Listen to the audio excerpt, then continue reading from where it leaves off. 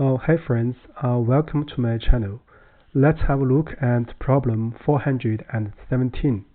So Pacific Atlantic water flow. So in this video, we're going to share a solution based on multi-source breadth-first search.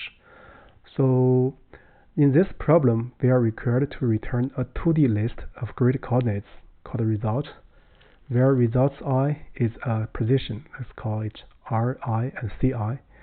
So the rainwater can flow from this cell to both Pacific and Atlantic Oceans. So this is the main statement for this problem. Here are two examples. Let's look at example 1 here.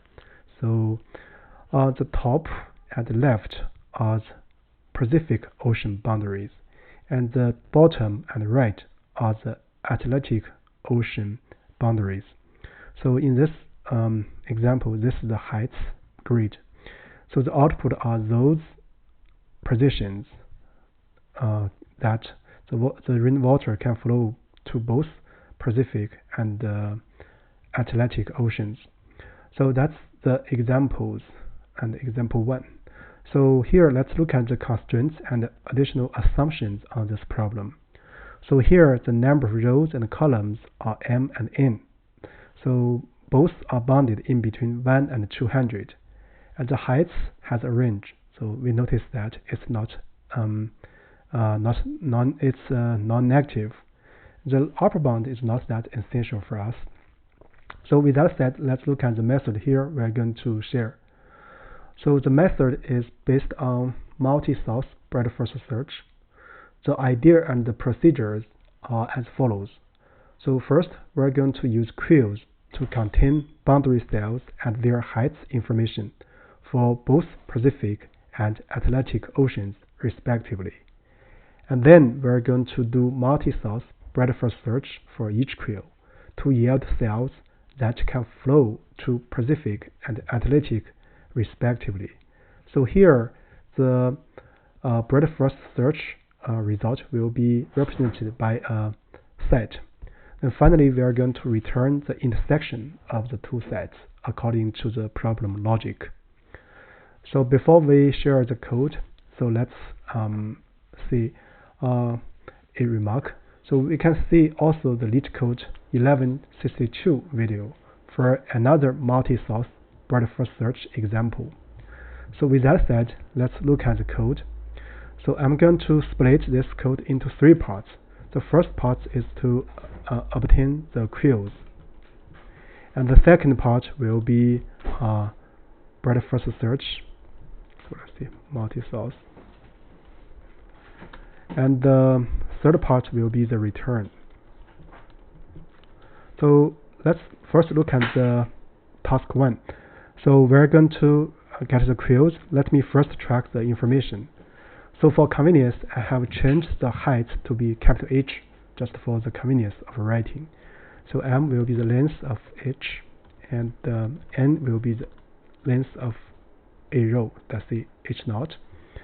Then we're going to specify Pacific and Atlantic by 2 DAG. So we're going to use these 2 DAGs as queue. For this purpose, let me make a import from collections import DAG.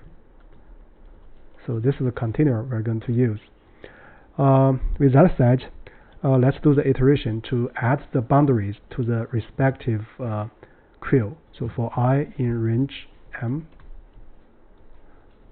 so the Pacific will append with the left, right? So that is I0 and HI0. And the right boundary will be added to the Atlantic append. So I m-1 and H I m-1. Let's see, I m-1. So also we're going to iterate for G in range N.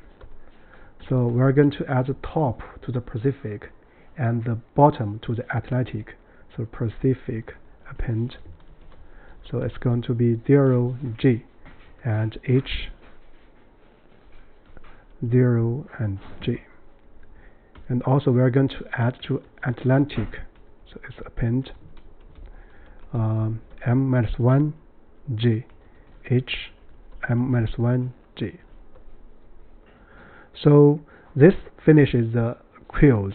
So next we are going to write a hyperfunction to do multi-source breadth first search. So for this I'm going to define breadth first search. So it's going to accept a queue, and then we're going to initialize a set to hold the cells. So then we're going to do the iteration. So val queue. So first let's get the position and the height, right? So that is queue pop left. So we are using the deck as a queue.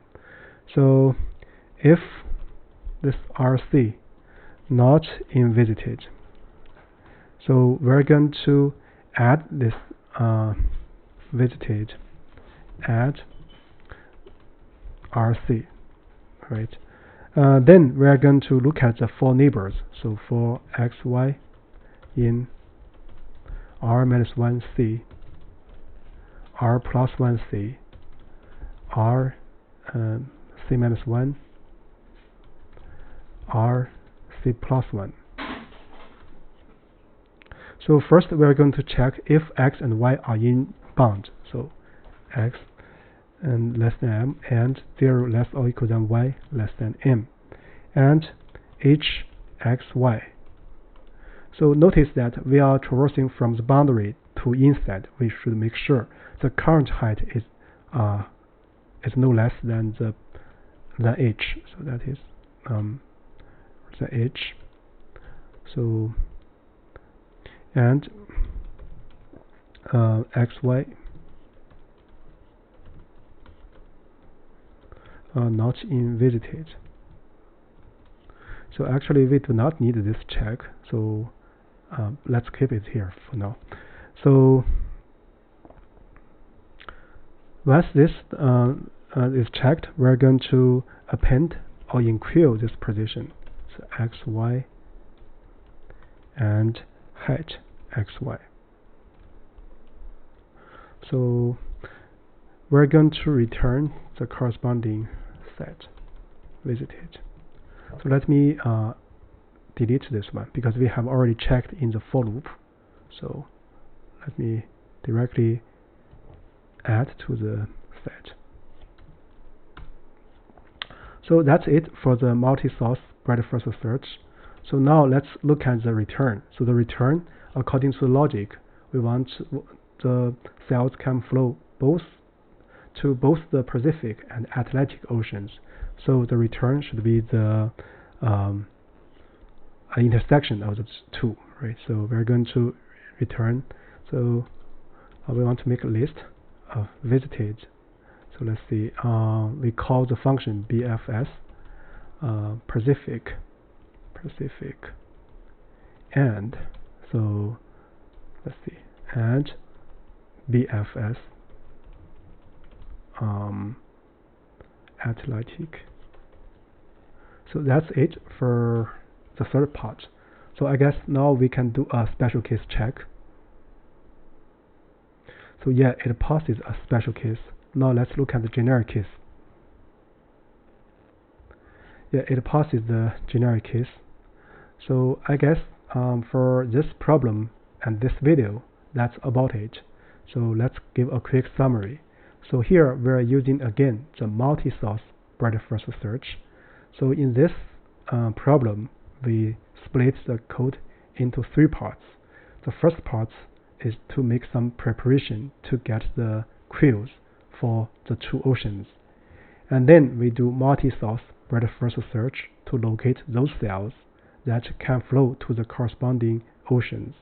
And finally, we return the result according to the problem requirement. So with that said, I guess that's about it for this problem. Thank you very much.